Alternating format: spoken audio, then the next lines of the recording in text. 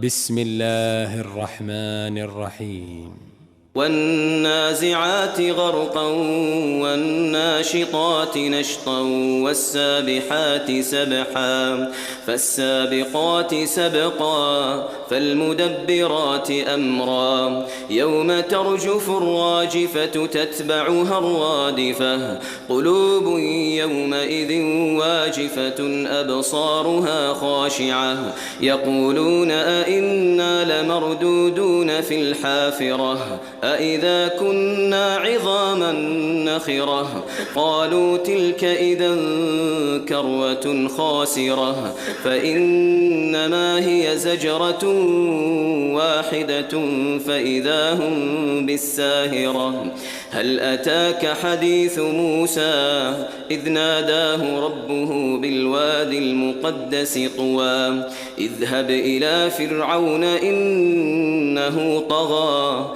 فقل هل لك إلى أن تزكى وأهديك إلى ربك فتخشى فأراه الآية الكبرى فكذب وعصى ثم أدبر يسعى فحشر فنادى فقال أنا ربكم الأعلى فأخذه الله نكال الآخرة والأولى إن في ذلك لعبرة لمن يخشى أأنتم أشد خلقا أم السماء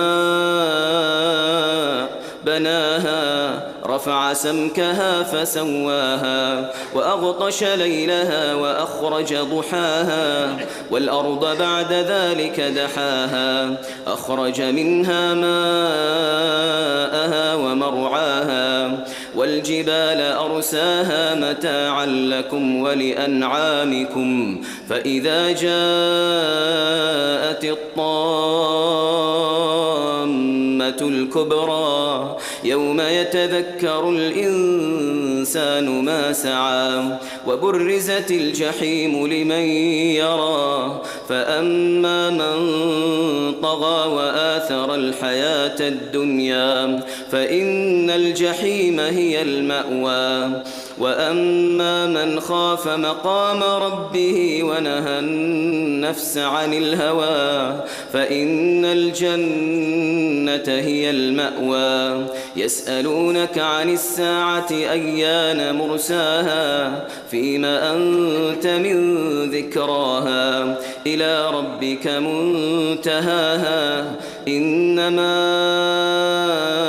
أنت منذر من يخشاها كأنهم يوم يرونها لم يلبثوا إلا عشية أو ضحاها. Setelah kita mendengarkan murotal surah An-Nazi'at, sekarang mari kita mengetahui hukum bacaan yang ada pada surah An-Nazi'at.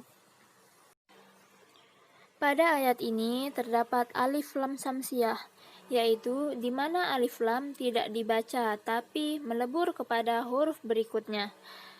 Wan nazi'ati gharqa. Selanjutnya terdapat gunnah musyaddah, yaitu dengung tahan 2 harokat, di mana huruf nun tasdid atau mim tasdid.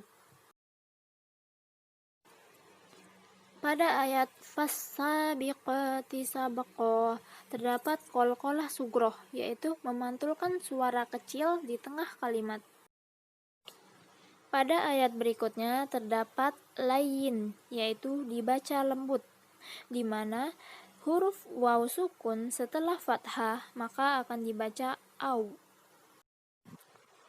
Pada ayat ini terdapat idgham bi gunnah, yaitu lebur dengung 2 harokat, di mana terdapat tanwin bertemu dengan huruf ya. Pada bacaan ini terdapat hukum bacaan ikhfa safawi, yaitu dibaca dengung 2 harokat. Kenapa? Karena terdapat mim sukun bertemu dengan huruf ba. Pada bacaan ini terdapat hukum tajwid, yaitu izhar halqi, yaitu dibaca jelas dan tidak berdengung, di mana adanya tanwin bertemu dengan huruf kha.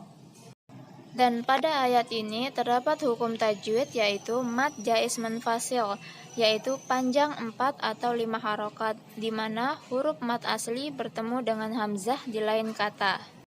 Selanjutnya pada ayat ini yaitu mad badal, artinya panjang 2 harokat, di mana terdapat hamzah bertemu dengan huruf mad. Pada ayat 10 yang artinya orang-orang kafir berkata, apakah sesungguhnya kami benar-benar dikembalikan kepada kehidupan semula? Ayat 11, apakah akan dibangkitkan juga apabila kami telah menjadi tulang belulang yang hancur lumat? Ayat 12, mereka berkata, kalau demikian itu adalah suatu pengembalian yang merugikan.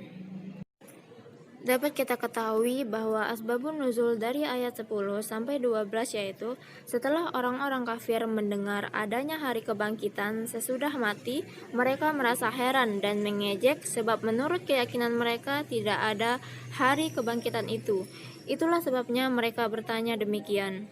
Diriwayatkan oleh Sa'id bin Mansur yang bersumber dari Muhammad bin Ka'ab bahwa ketika turun firman Allah yang artinya apakah sesungguhnya kami benar-benar dikembalikan kepada kehidupan yang semula? Sebagai keterangan kepada Rasulullah dan terdengar oleh kaum kafir Quraisy, mereka berkata, kalau kita dihidupkan kembali sesudah mati, tentu tidak akan rugi. Maka turunlah ayat berikutnya, yaitu An-Nazi'at ayat 12, sebagai keterangan dari Allah kepada Rasulnya tentang ucapan kaum kafir Quraisy tersebut.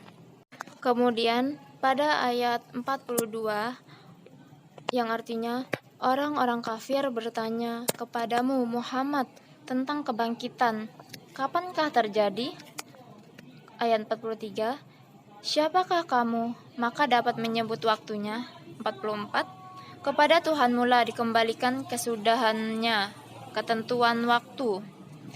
Ayat 45, kamu hanyalah pemberi peringatan bagi siapa yang takut kepadanya atau hari berbangkit.